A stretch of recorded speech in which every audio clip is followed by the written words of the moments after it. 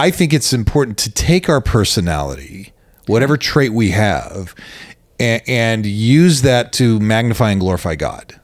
I'll go back to my impulsivity. My impulsivity can glorify God. Needs to glorify God. In other words, my impulsiveness may not be just, make rash decisions. It may glorify God by saying, man, I've been working for a couple hours. It's time to go take a break and have some fun, and then take someone along with me who if they weren't as impulsive may not be doing that. Yeah. Hi, I'm Caroline Howard, a biblical counselor and certified life breakthrough coach. And I'm Chris Oneth, marriage and family therapist and executive director of Downey Park Counseling Associates.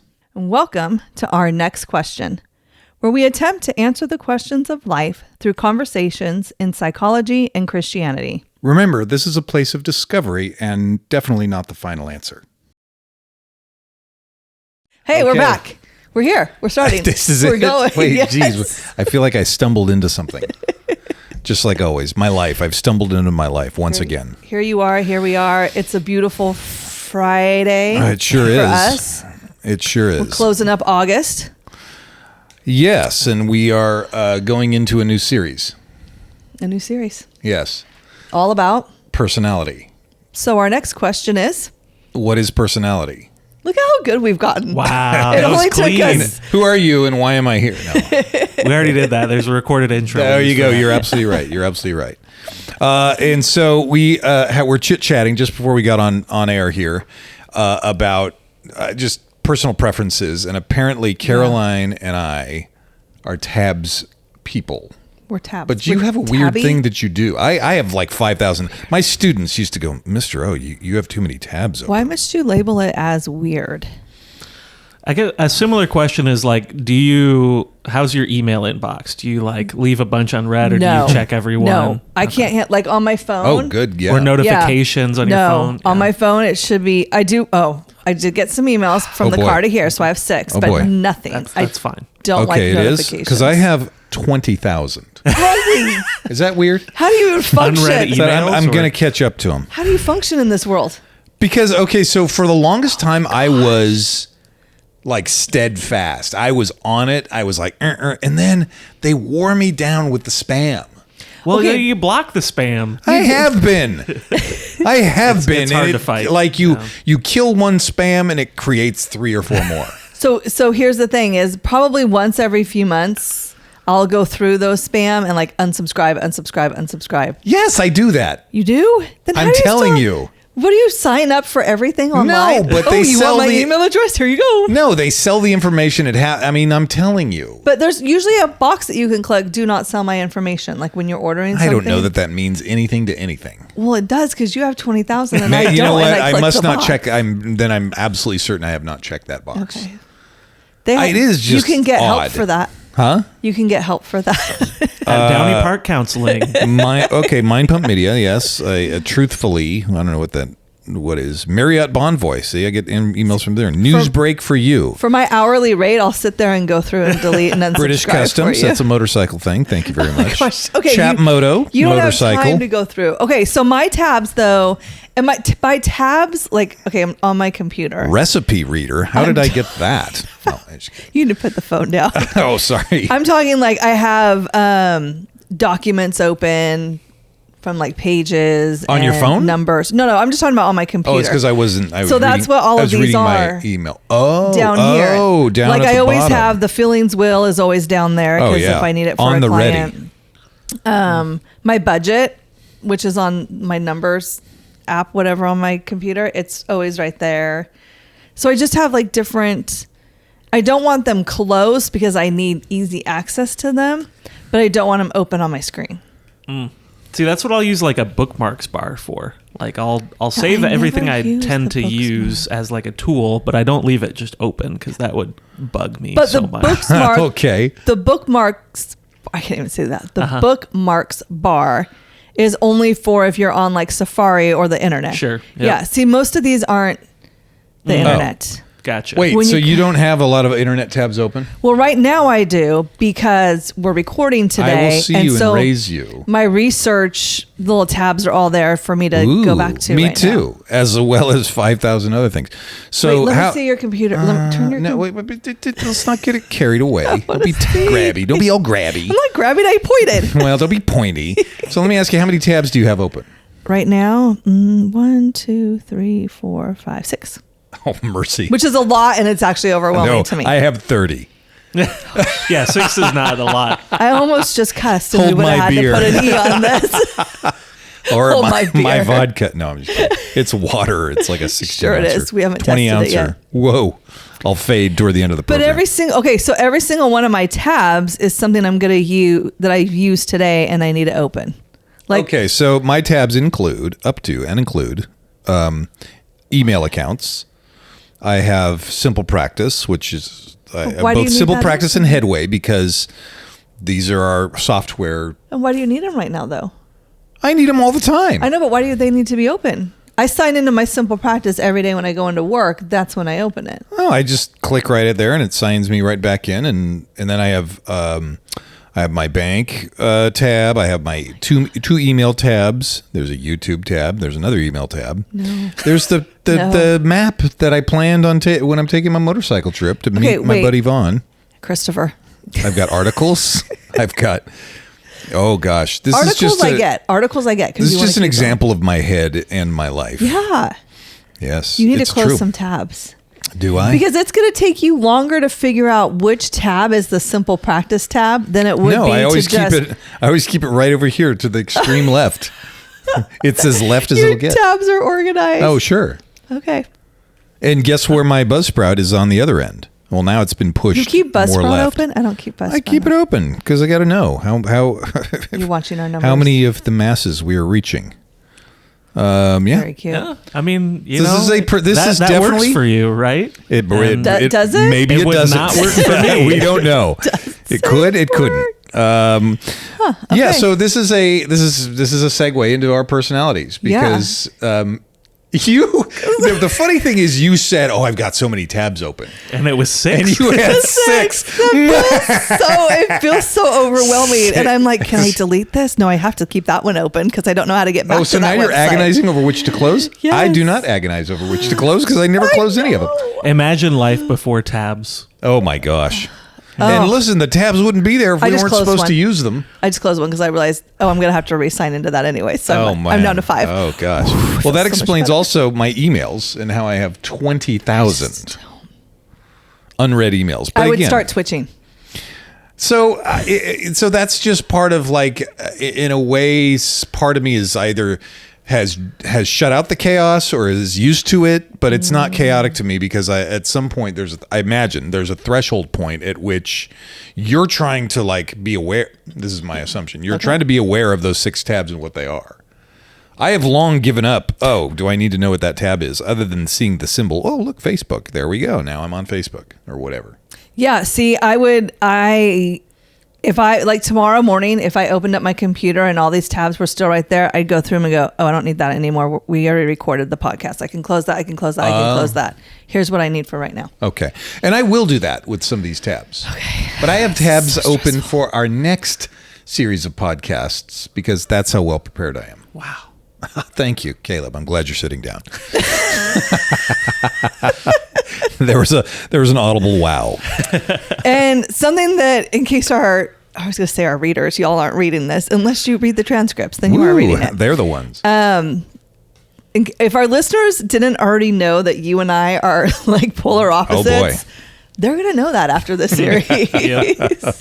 Mortal enemies. And then they're going to be like, how have they not killed each other? How do they sit in a podcast? That's why we have Caleb. There Caleb you go. keeps He's us from the strangling foil. one another. Oh, yeah. Okay. Okay, so yes, what is personality? And unless there's anything else we need to hash out before we get to personality. Should just move it. First, I'm going to write down what time we started because I failed to do that. I kind of looked at it. So, okay. So, excuse me. Okay, so from what is personality, and we're going to talk about why it's important. This first episode is why are we talking about this and the importance of it and everything else. So, it helps to have a definition from the APA, that's American That's where I psychological got my definition. association if you're playing at home. Yeah, personality refers to the enduring characteristics and behavior that comprise a person's unique adjustment to life, including major traits, interests, drives, values, self-concept, abilities, and emotional patterns. Various theories explain the structure and development of personality in different ways, but all agree that personality helps determine behavior. Okay. Can I just dive in deep and throw in my first question right now? Ooh, okay. Wait. You're not ready. Okay. Maybe I am. Okay, now I am. Yeah. Are you ready? Yes. Okay. So the start of that, right? Personality, characteristics, and behaviors that comprise Yes. a person's unique adjustment to life. Yes. Do you think your personality can change over Yes. time? Okay. So it's scientifically proven. I mean, actually, I don't care what science says. If I believe it, then certainly, then it must be okay. No, it's science. No, but then the science will catch up. I'm here to find it in the Bible. The for science us all. will catch up. If I believe it, science will catch up. That's part of my personality, by the way, is that I literally, and we'll talk about some of these exams that I've taken, but it's, I don't know, it's both the weird, it's funny and it's weird, some of the questions they ask. But it's been shown that personality can tick one over deviation over time. And as we grow older, yes, our personalities change. And the hope is that it's over maturing, and because I know I'm less impulsive than I used to be. Right. Because I noticed that. So in preparation for this, and just to kind of let people know where we're going with this series, like today we're just talking about what is personality, but then we're going to dive into 3 quote unquote personality tests, the DISC, the Big 5, and the Enneagram, which isn't really personality, but that's all. We'll get into that. And so we took these, all 3 of us, not the Enneagram, because we all or you did, huh?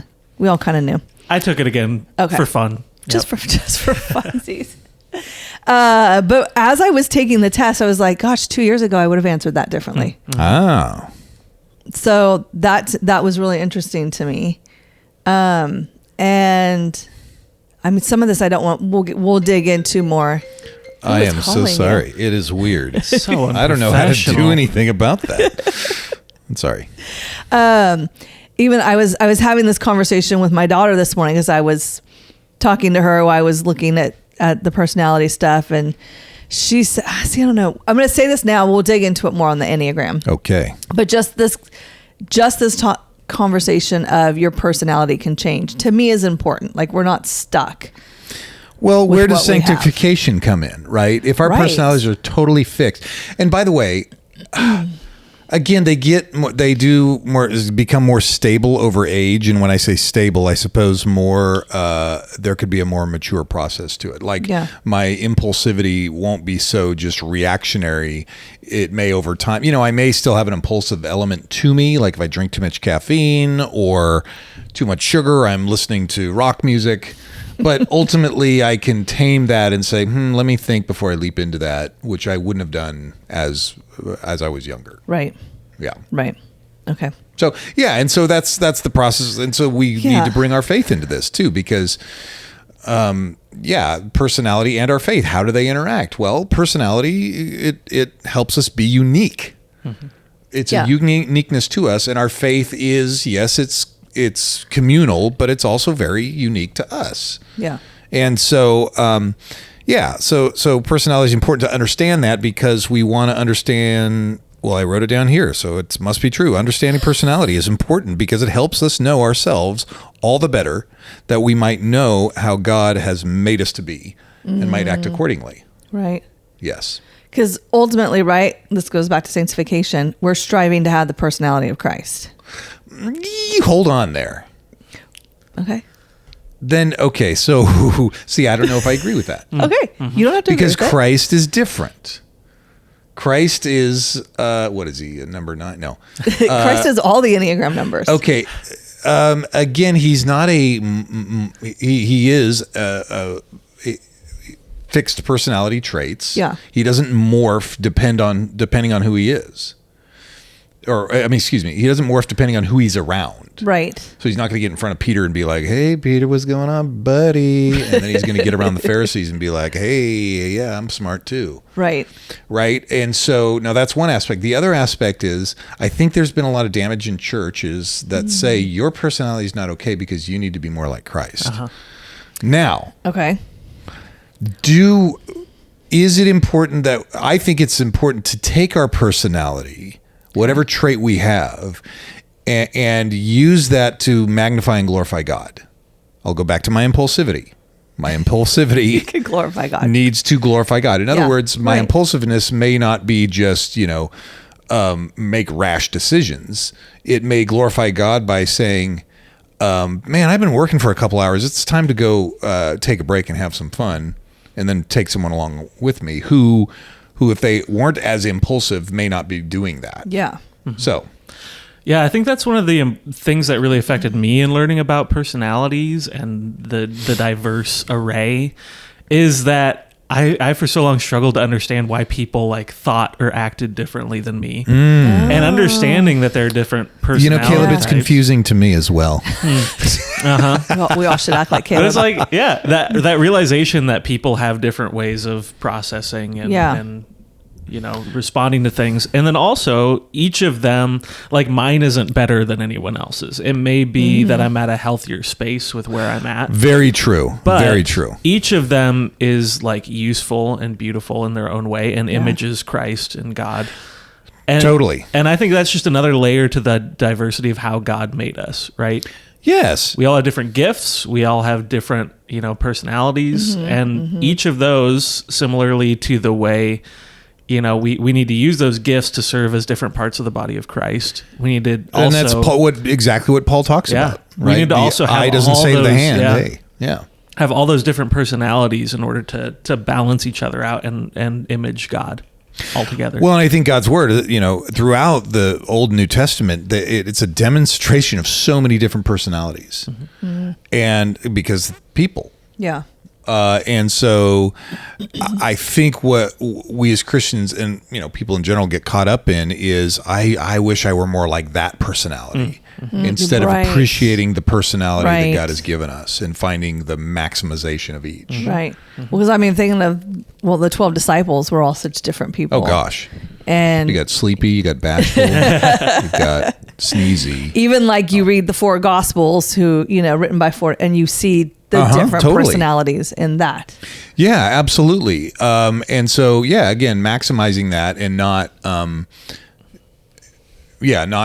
striving to be something that we're not or doing the if only situation with ourselves. Yeah.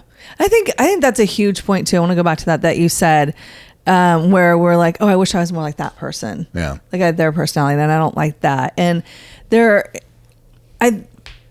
I think we've all struggled with that. And so it's learning to be like, you have to learn to be grateful. I'm so grateful that person is like that because that highlights my life. I don't know that I've ever struggled with that, wanting to be like someone else. Really? I've struggled with people should be more like me. Okay. And that's part of my sanctification process is appreciating like the differences people have around me. Okay. And 31 years of marriage, I suppose, will do that to you. Yeah.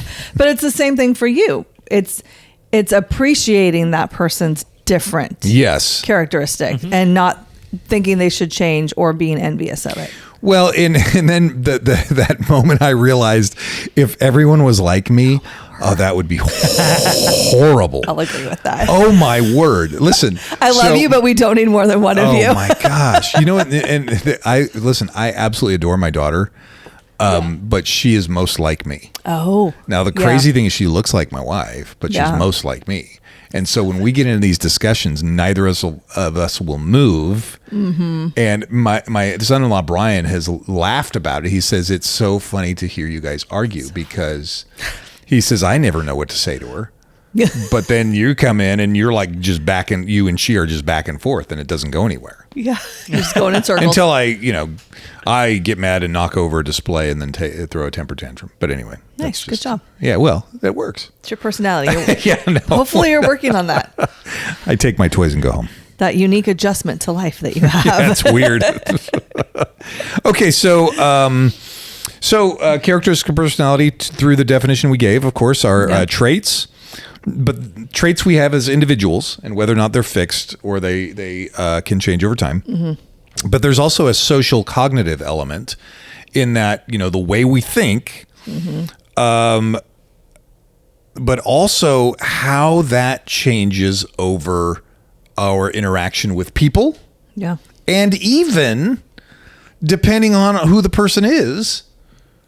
So I might have a different interaction with you than I might have with one of my employees, right, or the clerk at the store. Right. It's going to change each person. And so then what? Then if that changes, then that adds a whole nother wing or facet to whether or not we can test this stuff and how accurate it would be. I mean, and that is interesting, right? Because I think it was on, I can't remember. It was either the Big Five or the disc.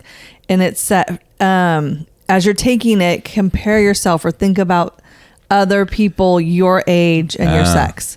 So I'm like, okay, so these would be my girlfriends. Sure.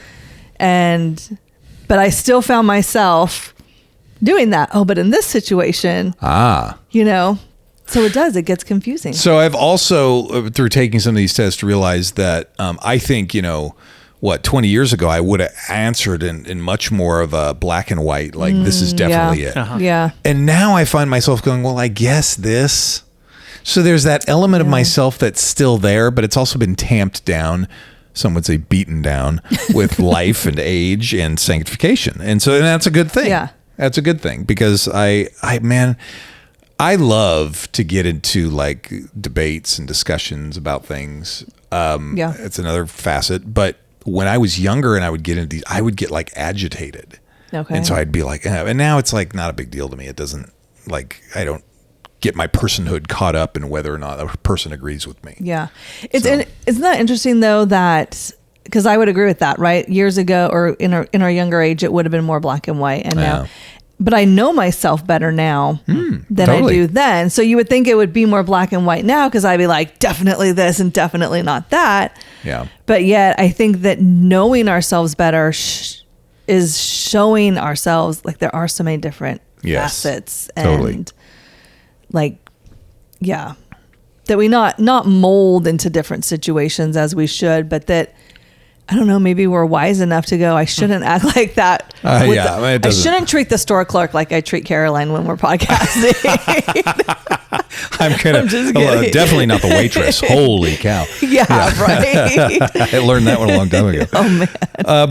But some of these traits also include our reactions and perceptions to the world around us and to how people, and this very much gets into like the background we have and the way we were raised, our family, the environment we were raised in. Yeah. And so all this to say that no personality test ever will sweep out every corner of who we are. Mm-hmm. Oh, none. I like that. So that's one. The other aspect is it depends on what mood you're in while you're taking the test. Oh my gosh. I mean, I wake up in the morning and I've got my coffee and I've got all these great things going on in life and I feel awesome. I'm going to take a different test than if I get up in the morning and I've got all this stress and it's piling up and I haven't dealt with it. It's going to be a different thing. Yeah. Yeah, that's true. So that's another aspect. So which is the real you or real us? When should we take it? Oh, it gets better. Oh, it does. Because then it gets to me taking a test and answering who I'd really like to be instead of who I really am. Uh-huh. So then what it gets into is some of these tests even say this, you might have someone else who knows you either help you or like take it for you. That's scary. Sure. You're like, how many times have I said, well, I'm so easygoing and Melanie has laughed out loud. Okay, so here's what I think. I guess I'm not easygoing. Shut up, Caroline. Before we get it. No, we can't do it. We don't have time. Dang it. What are we talking about? We're going to have to take the test for each other. Oh, boy, howdy. Oh, that's weird. Which one? There's like 29 of them. Just the disc and the Big Five. But we'll have to do those, and we'll have to do like a fifth episode. Oh, there you go. What happened? Or it'll be like, sorry, we're not doing the podcast anymore. Yeah, exactly. There was an accident. Okay, so. Okay, but wait, that is true. Because when you read those, right, you're like, well, I really want to mark that one. I'm so awesome. Want to be that person. Yes. But I'm not. So I'm confessing in front of our tens of listeners, but You're not allowed to say that anymore. We had this conversation. okay, I'm sorry. I could be self-deprecating. So one of the, oh my gosh, I'm a little embarrassed to say it, but also it's true. Well, now you have to. This is going to sound weird, and I'm going to spend the next 45 minutes trying to explain myself. But a few of the questions that I've answered on some of these things are, I generally think I'm better than other people. I do. I know you do. But it's weird. It's not like I think less of people. Maybe I just think too much of myself. Which is, there's some bad news that could happen because of that. So I don't, in a weird way, I say like, not better than, I guess, smarter. Smart. You do think you're smarter than most people. Jeez. Well, but then I know I'm not. You know, I say that out of love, and I can say that. I know, but I know that if without the people around me, I'd be in bad shape. I know they bring amazing things to the table that I don't have, but I don't suffer from, oh no, I'm not smart enough or good enough. So it's not really a prideful thing. Do you think it's a prideful thing? I don't know. Because I'm not. Okay, when I was younger, maybe. Okay. And maybe even when I was younger, it was more of a protection mechanism. Like, I don't want to listen to people. But then as I don't know, as I got more education, as I got more, I learned how much I don't know. Yeah. But I also learned that, I can think pretty well. But do you think we've had this conversation because we had it after a podcast we did. When you were wrong about something? Then you're right. By the way, now you do admit that we cannot have the personality like Jesus, right? Yes. Okay, then. And I don't think I was meaning I don't think I was striving to say right. Oh, we got to be exactly like, I mean, we all are striving to be more like Jesus. Yes. Christ-like. Right. And I want to, in our unique sense. I want to have his servanthood personality, totally. his love, his compassion, and his grace. I want to have all of those characteristics of Jesus. It's interesting. But I want to still be sarcastic and witty too. Totally. I want to, we're getting dangerously close to talking about. So I'm sorry. Okay, but I want to go back to that. Okay, because we had this conversation after a podcast we did, and because I'm the opposite. I don't feel like I know everything, and I definitely. A lot of times I'll feel like I know everything. A lot of times I'll feel like I'm the dumbest in the room. Like, I should just. I don't think that at all about you. I know, but that's just how I feel. And so we've had this conversation with your wife, and I said, I had like a whole sheet of notes on this topic, but he started it on his stuff, and I was well, he probably knows more than I do. Oh, that's right. I remember this. Yes, I remember. So I didn't say anything that I had to say. Oh my gosh. And then we were like, wait, we can't do that. And we had it was a good conversation. Yeah, it was a good, I'm not saying that to be negative, but again, we're polar opposite. Totally. But we're working on it. So you're going to be polite and wait. And I've got, I mean, oh my gosh. I will. I'll sit here quietly and wait for Well, here's the funny thing about that. So I will tend to assert myself more. Yeah, I know. But I don't mind if you assert. Be quiet, Caleb. He laughed too. Did you hear this? I think I don't want to mind that you assert. How's that? I don't want to mind. I don't want to mind. I know. And I don't want to. I want to have more self-confidence and be like, Chris, shut your trap. I got amazing things to say that are better than what you're saying. Wow. That's a stretch. It's an interesting thing because I had kind of an example of me and my personality. I went into a conversation with my boss, and I was like, we were talking about some creative thing I was working on, and I was kind of like pushing back and like, but I think this would be better or whatever. And then I felt really bad after that, and I went and apologized the next day because I'm like, man, I feel like I got heated and frustrated. And he's like, no, that was good. I'm glad you pushed back. And it's like my personality and my conflict avoidance tells me that I did something wrong, whereas his personality is no, it's great. I love that we get to engage and that's how I am. I appreciate, and it's weird. I may inadvertently, unknowingly, I don't want to say not totally respect, but I know when I was younger, it was like there was this part of me that didn't give people the respect that they needed because maybe subconsciously I didn't think they stood up to me enough. Namely, I think my mom and sister when I was growing up in the home I was raised. Yeah. And then I met my wife, and it was like, holy cow, this is impenetrable. What's going on here? Which is exactly what I needed. Right. Because I do respect her. Yeah. Yeah. Yeah. And she only, apparently, unbeknownst to me, she only stands up for like 2% of the things that, it's like, wait a second, you were deferring to me the whole time? Don't do that. Like, anyway, because she's long suffering or whatever. Yes. Okay. So related to traits, right? That includes, in the way I'm kind of framing this, is our three relationships: our relationship to ourself, our feelings. Our feelings are traits, emotions, right? Beliefs, spirituality, and values. Mm-hmm. That's all under the soul. Part of how we drive ourselves are the values we have. Ways of thinking. Mind, right? Analytical, we could be analytical, practical, idealistic, pessimistic, optimistic, and that of course folds into our emotions as well. Yep. But also our physical traits and dispositions, our height, our weight, our abilities, and even behavior. I think behavior is a physical component. In other words, what we do and how that can reinforce our values or our feelings or whatever else, right? Yeah. And so if for example, you asserted yourself and I was like, God, Caroline never gives me a chance, and then I go sulk, I don't say anything, well, that behavior is going to reinforce some things and it's going to reinforce my personality. Right. So that's the relationship with self. Of course, relationship with others. This emphasizes the social component of personality. Yeah. And how my personality can change based on who I'm around. It changes maybe with children. You see a little kid and you're like, hi. And then, you see an adult and you're like, listen to me.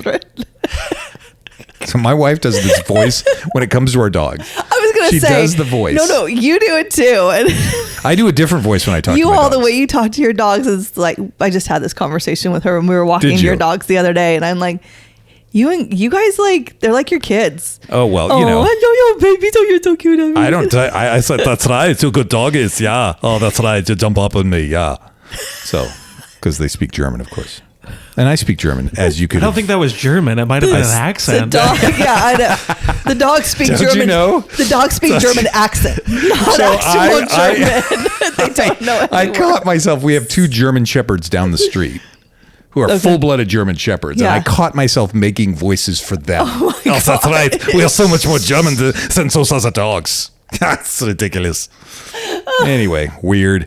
Okay, so relationship with others, obviously. Yeah. Now, let's see. So the social component of personality is important because we need to know how our personality interacts with others in the body of Christ. Yeah. And so if I'm going to get together in the body of Christ and I'm going to be around servants, those number twos, as you will find out down the road here. And I'm not that as good at that. Yeah. Now, I need to work on that, and I want to totally appreciate that about the servants around me. Mm-hmm. But I will, maybe some of the servants that are around will also, because of that characteristic, they may have more difficulty like making a decision and sticking with it and being certain. Yeah. I don't necessarily have that. I will make a decision, and even if it's the wrong decision, I'll be like, you know what, we'll get through it. So we'll figure it out later. And failure is not failure; it's just discovery. And then finally, believe it or not, relationship to the environment. Mm-hmm. And here's an article from somewhere heady. I was waiting for you to hear how you talk to trees.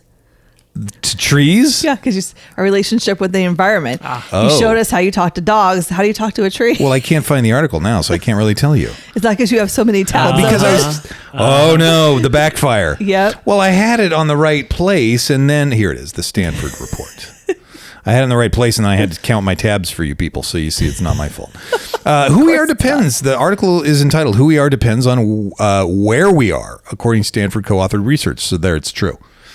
So where we are shapes and influences our environment. Yeah. Now, this is an interaction between our personality and even the place we live. Yeah.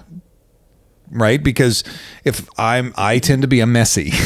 I've answered many questions over the past few days about this.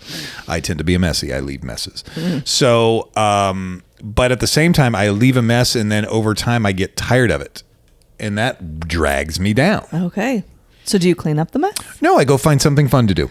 No, You avoid but it. when I say to myself, Chris, you've got to get this together, and this is my pattern. My truck was a mess forever, and then I went and got it cleaned all nice, and So I love it pretty. when it's clean. I love Yeah. it, and then I feel awesome, and then I'm like, Chris, you've got to do more of this. Okay. And then So you that then shaped, because my environment it's cycling back on me. Yeah. The environment that I create is cycling back on me, on how I feel about my space and even about myself. Yeah. So this also has an influence on where actual people live and what type of personalities would go live in a certain place, like a coastal town or an city. artsy town or whatever. Who, what, where else? city. The city. Jumping over poop. Yeah. You don't jump over it. You just step gently over it. You don't have to jump. The poop's not that big. Okay. Thank you. I needed an expert. Just to clarify. They're very good. Awesome. So, I've studied mostly the Enneagram. Like Yes. I use that the most. Sure. I don't really do the other personality tests, to be honest. Scientifically, the Enneagram does not count. Okay. No, I'm well, just kidding. I'm doing research, so now it does. Oh. Just kidding. So, and I know like with the Enneagram, which again, we're going to dig into that in a few weeks. That for me, and for I know most people, when they study the Enneagram, when they find out their number, they want to learn, how do I become the healthiest version of that number? Yes. I don't really hear that from people who take these other personality tests. Like, people aren't going, well, I took the Myers-Briggs and I'm a blah, blah, blah. And so I got to work on this and this and this to be the healthiest, blah, blah, blah, blah. Here's why. Okay. And I don't know if we should save this for the Enneagram. The Enneagram is actually people's response to their emotions and to trauma. I don't think I don't know. It's true. So that's not it's what it's every all how we personality deal with our test is? emotions, right? And so the Enneagram in and of itself can create a narrative of how to deal with our emotions in a healthy way or an unhealthy way. Yeah. Right? The Yeah. DISC and the Myers-Briggs and the MMPI aren't dealing with those type of areas. That's one of the reasons the Enneagram is so popular. I hear that. I don't, and we talked about this, and we'll talk about it more when we hit that, is I don't threatening. consider the Enneagram a personality test. We'll get to that later. Yes, we will. Hold that thought. Okay.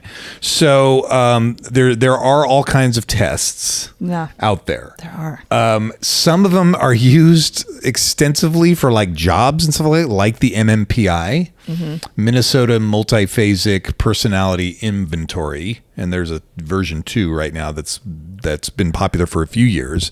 Because they couldn't come up with a shorter name? And it's like the funny thing about this is like 600 questions, and it's all yes, no.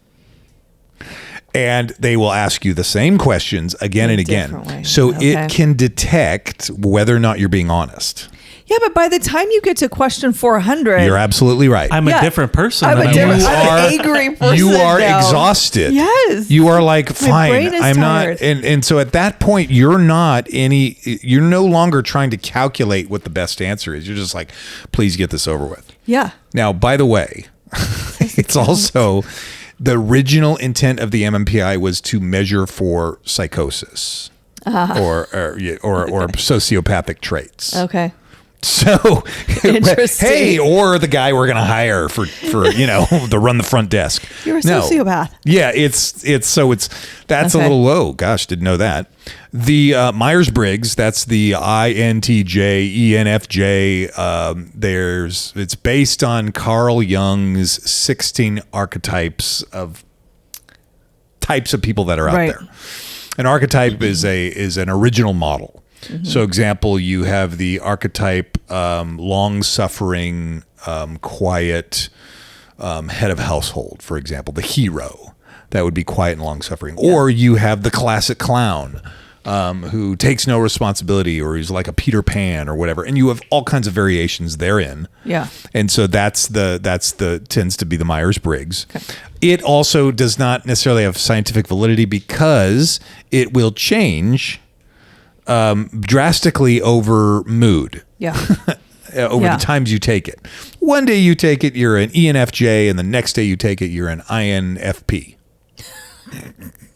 No, I don't even know if I have that. Sounds like you don't know your alphabet very well. well. Yes. Yeah. But interestingly enough, there's a social component to that because the first letter, I or E, is introversion or extroversion. Yeah. And that is a social component. Yeah. How comfortable you are around people and how much you're willing to go talk to them. I find myself being ambivert. Me too. There you go. There's sometimes like I want to go talk to people. Yeah. There are other times where I completely and utterly want to be by myself. Yeah. That is what I'm doing tonight. I'm totally being by myself, and I'm super excited about it. I always say like I'm an introverted extrovert. Oh.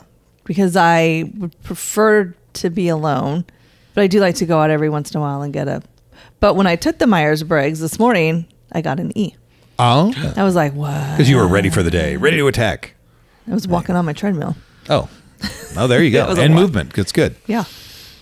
So we're not going to be covering the Myers-Briggs. We're not going to be covering the MMPI. So we've decided to cover the most scientifically backed personality inventory is the 5-factor personality test, and it is it uses the acronym CANOE or OCEAN. Yes, CANOE or OCEAN. So, oh gosh, I have the list here. I closed those tabs. No, I didn't. I nicely put those tabs down. I am looking over a PowerPoint that I used to use when I was teaching psychology. Okay, so extroversion, introversion, extroversion would be the E. Mm-hmm. Well, shoot, how we do OCEAN. Let's start with O. Okay. O is openness. Openness. So whether or not you are open to experience or not. If you tend to be less open, well, I don't want to get into it too deep, but anyway, openness, conscientiousness, agreeableness. That's not how you spell ocean. Whatever. Miss the E. Where am I? Extroversion. Openness. What am I? Ocean, canoe. Listen, I'm just going to throw a bunch of letters out there. You figure it out. Yeah. Openness, extroversion, agreeableness, conscientiousness, and neuroticism. I can't wait to get to that one. Stay tuned. Stay tuned. Yes. Neuroticism. Okay. So that is the 5-factor. Okay. The other test we will be looking at is called the DISC. I'm my tabs. See, too many the tabs. DISC has to dominance, influence, steadiness, compliance. and this is particularly used in employment situations. In fact, a mutual friend of Caroline and I's, Chris Howard, uses the DISC in his place of work. Yeah. So when I showed him my results, he was like, that is exactly what I figured. So he is more influenced than I am, like dominance. But did he say if he'd hire you or not? I don't know. Okay. I don't know. I don't think I'm hireable, really. So, which is just why you have your own business, because you're then like, finally, no one will hire me. I'll just start so my my own father-in-law business. for years has owned his own business, like with the idea that no one else could do it the right way. And like he didn't like to work for people. That would be why my dad had his own business too. But his employees loved him. Yeah. And so he was a great boss, not a good employee, I guess. Anyway. Okay. And then the last one. And the last one, of course, is the beloved Enneagram. Yeah. That you better not devour that and destroy it. I'm going to be mad. Part of your Christian handbook is the Enneagram. If you don't know about the Enneagram, then shut up, do you really know the gospel? In the Bible, there's first and second Enneagram. Yeah, exactly. 2 Corinthians. On 2 Corinthians, okay. It's fabulous. So yeah. We're wrapping this up now. No. There's one more thing. Okay, you're out of and time. Also, we're still in the early stage. Okay. So it's important to talk about what personality is and what personality is not. Okay. Okay. Personality, it is traits, characteristics, values, and they tend to be enduring traits. In other words, they can have some stabilization. Like they are there and they're not just your mood. Right. What personality is not is, believe it or not, it's enduring, but it's not fixed. Right? Just because you have a trait that's like, okay, my messy trait. I have a messy trait or whatever. It's fixable. It's fixable. Thank you, Lord. Are you working on it? I've been working on it for about, let's see, how old am I? Yeah, about 50 years. I can't say I started when I was 2. No, it didn't happen. It's not a death sentence. So if you have a personality and you're like, I don't like that, embrace it. Like, appreciate it for what it is. If there's things you want to change, fine. But what about for those people who like, they're just like, but that's just my personality. Even though like other people don't like it, or they're like, this is causing that's a defense problems. mechanism. And they're like, but that's just who I am. I can't change it. You're right. That's a defense mechanism. And you would have to ask them if part of the way people treat them that they don't like is that, are they willing to accept it if that's quote unquote just who these other people are? Yeah. If that makes any sort of sense. Yeah. Kind of does. Usually, I mean, spouses say that, kids, it's just who I am. It's like, it's not who you have to be, though. Yeah. I don't even know that you like that. Otherwise, you wouldn't necessarily blow it off like that. Yeah. It's not a death sentence. It's also not a weapon we use against people. We don't learn their personality and say, well, that's because you're a 2. I've been guilty of that, and I think we all have. Mild-mannered Caleb has been cudgeling people with their personality profiles. And now we don't say it, but if we think it, is that okay? It's more insidious. That's a difference in our personalities. I'll just blurt it out. Yeah, you'll just blurt it out. I'll just be like, at least you know. Yeah, I think we need to be so careful about that, like not labeling people or explaining their behavior because of this certain personality or other. Or assuming what we have is somehow superior. Right? Well, it's you're only this or you're only that. It's like, wait a second. You're not also appreciating the gifts and strengths that has to offer. Yep. And boy, it becomes important as parents. Like if we read some of our kids' personality, and listen, if I could do this as a parent, go back and do it over again, man, I would totally try to cultivate those great things about some of my kids' personality instead of just saying, no, do it this way. So, okay, well, that wraps up first in a series of personality stuff. Now we're going to get into the test, which I'm very excited about. Well, hold on. But before you do that, we would love for you to like this episode, rate it highly, share it with a dozen of your friends. Just a dozen? We have this discussion every single time. I know we do. All right, we'll see you all next week. Bye-bye. Thanks for joining us today as we continue our journey talking about life's many questions.